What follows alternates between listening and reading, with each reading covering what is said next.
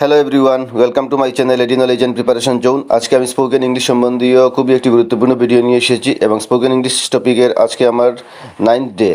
তো আপনারা সবাই শুরু থেকে শেষ পর্যন্ত ভিডিওটি দেখবেন এবং যদি ভিডিওটি ভালো লেগে থাকে তা অবশ্যই সাবস্ক্রাইব করবেন এবং লাইক এবং শেয়ার করবেন। আর পাশে থাকা নোটিফিকেশনের বেল আইকনটি অন করে রাখবেন, যাতে আমার ভিডিওটি আপলোড হওয়ার সঙ্গে সঙ্গে আপনারা সবই প্রথমে আমার ভিডিওটি পেয়ে যান। তাহলে দেরি না করে ভিডিওটি শুরু করি, আসুন দেখা যাক ভিডিওটিতে কী আছে। অবশ্যই ভিডিওটি দেখবেন শুরু থেকে শেষ পর্যন্ত। তো কোয়েশ্চেন নাম্বার 1 আছে, ওর ভুল ছিল কিন্তু ও মনের দিক থেকে খারাপ না। কোয়েশ্চনটি কি?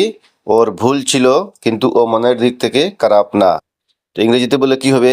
He had a mistake but he is not a bad person at heart. He had a mistake but he is not a bad person at heart.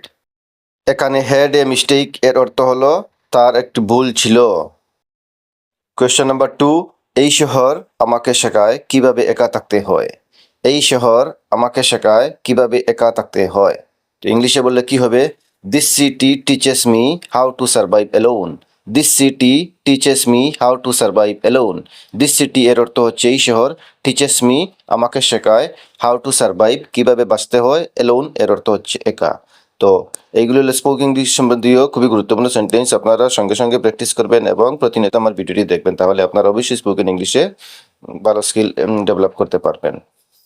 Next question হচ্ছে, তুমি ভাবছো আমি কিছু বুঝতে পারছি না, তাই তো? তুমি ভাবছো আমি কিছু বুঝতে পারছি না, তাই তো? তো ইংলিশে বললে কি হবে? You think I don't get it, don't you. You think I don't get it, don't you. এখানে ইউ থিঙ্ক এর অর্থ হচ্ছে তুমি ভাবো, আর আই ডোন্ট গেট মানে কিছু বুঝতে না পারা, আর ডোন্ট ইউ এটি হচ্ছে টেক কোয়েশ্চন, তাই তো এর ইংলিশ হচ্ছে ডোন্ট ইউ, তাই কি, don't it. So don't you এখানে টেক কোয়েশ্চনস। তো আপনারা এইভাবে প্র্যাকটিস করবেন।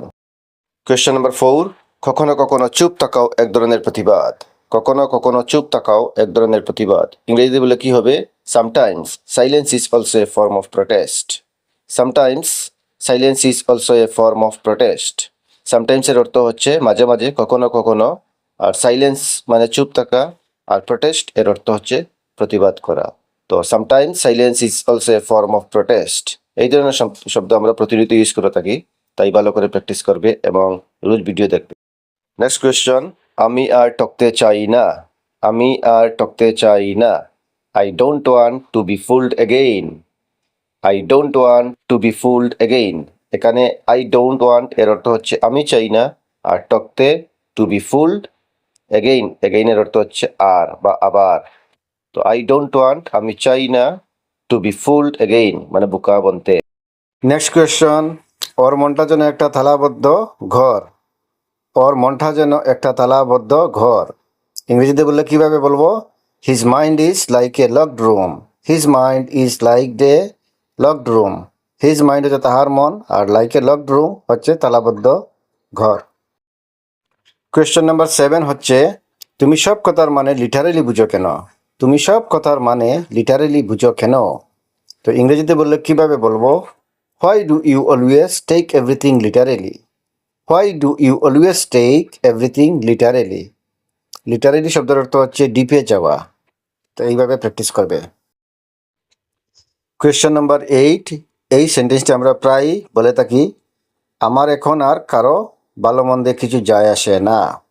আমার এখন আর কারো ভালো মন্দে কিছু যায় আসে না। ইংরেজিতে বললে কিভাবে বলবো? I no longer care about anyone's opinion. I no longer care about anyone's opinion. I no longer care এর অর্থ হচ্ছে আমি আর কিছু যত্ন করি না বা কিছু যায় আসে না। কিভাবে? অ্যাবাউট এনিওয়ানস অপিনিয়ন, কাহারও কোনো মতামতে।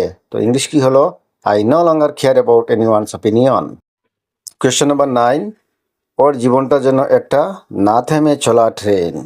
মানে কি? পরিশ্রান্ত মানুষ, বিজি মানুষ, ওর জীবনটা যেন একটা না থেমে চলা ট্রেন। তো ইংলিশ কিভাবে হবে? His life is like a non stop train. His life is like a non stop train. এখানে হিজ লাইফ এর অর্থ হচ্ছে তাহার জীবন, like a non stop train, non stop ট্রেনের অর্থ হচ্ছে না থেমে যাওয়া ট্রেন। তো এইভাবে এভরিডে প্র্যাকটিস করবে, তখন এক্সপার্ট হয়ে যাবে। কোয়েশ্চেন নাম্বার 10, তুমি এত ঠান্ডা মাথায় কথা বললে আমি ভয় পাই। তুমি এত ঠান্ডা মাথায় কথা বললে আমি ভয় পাই। ইংরেজি কিভাবে হবে? It scares me when you speak so calmly in tense situations. It scares me when you speak so calmly in tense situation. It scares me মানে আমাকে ভয় দেখায়। কখন? When you speak calmly, যখন ঠান্ডা মাথায় কথা বলো। In tense situations মানে যে সিচুয়েশনটা ঠিক না, মানে শুভ সিচুয়েশন না।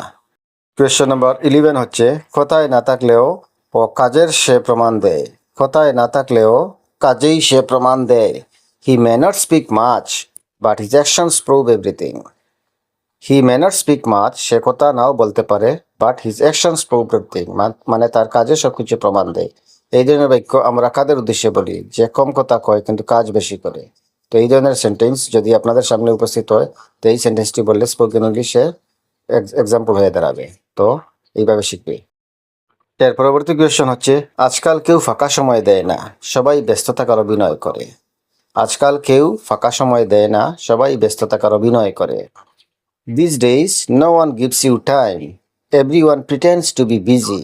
These days, এর অর্থ হচ্ছে আজকাল। No one gives you time, এর অর্থ হচ্ছে কেউ সময় দেয় না। তো কি করে? Everyone pretends to be busy, সবাই ব্যস্ত থাকার অভিনয় করে, ভান করে। প্রিটেন্ড শব্দের অর্থ হচ্ছে ভান করা, বুঝেও না বুঝা। সো এইভাবে প্র্যাকটিস করবে। নেক্সট আরেকটি সুন্দর প্রশ্ন, তুমি জিতলেও আমি হারিনি। এই ধরনের সেন্টেন্স আমরা প্রায়ই বলে থাকি, তুমি জিতলেও আমি হারিনি। ইংলিশ কিভাবে হবে? Even if you won that doesn't mean I a lost. Even if you won, যদি তুমিও জিতিয়াছ, that does not mean I lost, এইটার অর্থ এটা নয় যে আমি হারিয়েছি। তো এইভাবে এই গুরুত্বপূর্ণ সেন্টেন্সগুলো খুব ওয়েললি প্রিপেয়ার বা মেমোরাইজ করবে এবং প্র্যাকটিস ইংলিশে সাকসেসফুল হয়ে দাঁড়াতে পারবে। নেক্সট আরেকটি সেন্টেন্স হলো খুবই গুরুত্বপূর্ণ, কখনো কখনো হার মেনেই জয় পেতে হয়। কখনো কখনো হার মেনেই জয় পেতে হয়। Sometimes you have to surrender to win. Sometimes you have to surrender to win. Sometimes এর অর্থ হচ্ছে মাঝে মাঝে, কখনো কখনো। ইউ হ্যাভ টু সারেন্ডার মানে নিজেকে সারেন্ডার করতে হবে। কিসের জন্য? To win. তো খুবই গুরুত্বপূর্ণ sentence, sometimes you have to surrender to win.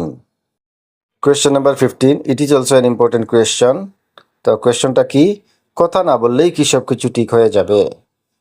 তো এই ধরনের সেন্টেন্স কখন বলি? যখন কোনো কিছু বলতে হয় বা এই ধরনের পার্সন আমরা পেয়ে থাকি বলার সময় বলে না।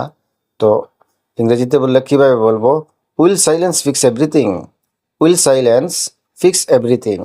সাইলেন্স কথার অর্থ হচ্ছে চুপচাপ থাকা, ফিক্স এভরিথিং ঠিক করা। তো এই সেন্টেন্সটিও খুব গুরুত্ব সহকারে মেমোরাইজ করবে।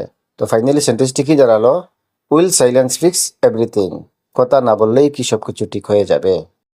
কোয়েশ্চন নাম্বার 16, কিছু অনুভব করতে হলে মন খোলা রাখতে হয়। কিছু অনুভব করতে হলে মন খোলা রাখতে হয়। তো ইংরেজিতে কিভাবে বলবো? To feel something you must keep your heart open. To feel something you must keep your heart open. To feel something এর অর্থ হচ্ছে কিছু অনুভব করতে হলে ইউ মাস্ট কিপ মানে আপনাকে তোমাকে রাখতে হবে কি? ইউর ওপেন হার্ট মানে মন খোলা রাখতে হবে। তো ফাইনালি সেন্টেন্স গিয়ে কি দাঁড়ালো? To feel something you must keep your heart open. আরেকটি গুরুত্বপূর্ণ কোয়েশ্চন, সময় চলে যায় কিন্তু কত থেকে যায়। মানে একটি কথা আছে না, সময় চলে গেলেও কথা মনে থেকে যায়। তো ইংরেজিতে কিভাবে বলবো? Time moves on but the স্কার্স remain. Time moves on এর অর্থ হচ্ছে সময় চলে যায়, বাট দ্য স্কার্স রিমেইন। স্কার্স এর অর্থ হচ্ছে কত। তো বাট দ্য স্কার্স রিমেইন কত থেকে যায়। তো স্বাভাবিক বললে কি হয়? সময় চলে গেলেও কথা কিন্তু মনে থাকে। তো এইটিকে ইংলিশে কিভাবে বলবো? Time moves on but the স্কার্স remain. Question number 18, আমি তাকে ক্ষমা করেছি কিন্তু ভুলিনি। আমি তাকে ক্ষমা করেছি কিন্তু ভুলিনি। I forgive him but I haven't forgotten. I forgive him but I haven't forgotten. Forgive মানে ভুলে যা, ক্ষমা করে দেওয়া। ফরগিভ থেকে ফরগেভ হয়েছে, ক্ষমা করে দেওয়া। And haven't forgotten, forgotten forgot থেকে হয়েছে, এর অর্থ হচ্ছে ভুলে যাওয়া। তো ফাইনালি সেন্টেন্সটি কি দাঁড়ালো? আই ফরগেভ হিম আমি তাকে ক্ষমা করেছি, বাট আই হ্যাভেন্ট ফরগটেন আমি তাকে ভুলিনি। কোয়েশ্চন নাম্বার 19, তুমি যা করছো তার জন্য একদিন মূল্য দিতে হবে। এই ধরনের সেন্টেন্স আমরা প্রতিনিয়ত বলে থাকি ডেইলি অ্যাক্টিভিটিসের মাধ্যমে। তুমি যা করছো তার জন্য একদিন তোমাকে মূল্য দিতে হবে। You will have to pay the price for what you are doing one day. You will have to pay the price for what you are doing one day. তুমি আজকাল যা করছো তার জন্য একদিন তোমাকে মূল্য দিতে হবে। তো এইভাবে সেন্টেন্সগুলো প্র্যাকটিস করবে। আজকের ভিডিওর last question, that is question number 20। আমি আর নিজেকে বুঝাতে পারছি না। আমি আর নিজেকে বুঝাতে পারছি না। এই ধরনের সেন্টেন্সও আমরা প্রায় বলে থাকি ফ্রাস্ট্রেশনের সময়ে। তো ইংলিশেতে বললে কিভাবে হবে? I can't keep convincing myself anymore. I can't keep convincing myself anymore. I can't keep এর অর্থ হচ্ছে আমি নিজেকে রাখতে পারছি না। কনভিন্সিং মানে বুঝাতে পারা, নিজেকে বুঝানো হলে কনভিন্সিং মাইসেলফ, অন্যকে হলে convincing others or yourself. Anymore আর না। তো এইভাবে সেন্টেন্সগুলো প্র্যাকটিস করবে। তো ভিউয়ার্স, আজকের ভিডিওটি অতি সংক্ষেপে শেষ করলাম। ভিডিওটি যদি ভালো লাগে থাকে কমেন্টের মাধ্যমে অবশ্যই জানাবেন, আর যদি কোনো কিছু বুঝতে অসুবিধা হয় তাও কমেন্টের মাধ্যমে জানাবে। আর আরেকটি বলবো জিনিস, কিছু সংখ্যক ভিউয়ার্স আছেন যারা আমার ভিডিও দেখছেন কিন্তু সাবস্ক্রাইব করছেন না। তো please kindly subscribe my channel knowledge and preparation zone. কেন সাবস্ক্রাইব করবেন? কারণ আপনারা সাবস্ক্রাইব করলে আমি ভিডিও বানাতে আরও ইন্টারেস্টেড হই, আর নতুন নতুন তথ্য আমি আপলোড করব। তাই যদি নতুন নতুন তথ্য পেতে চান তাহলে অবশ্যই আপনারা আমার চ্যানেলকে সাবস্ক্রাইব করবেন এবং পাশে থাকা নোটিফিকেশনের বেল আইকনটি প্রেস করে রাখবেন, যাতে ভিডিও নতুন আপলোড হওয়ার সঙ্গে সঙ্গে সর্বপ্রথম আপনারাই পেয়ে যান। তো viewers, thank you for watching my channel and my video. Have a nice day.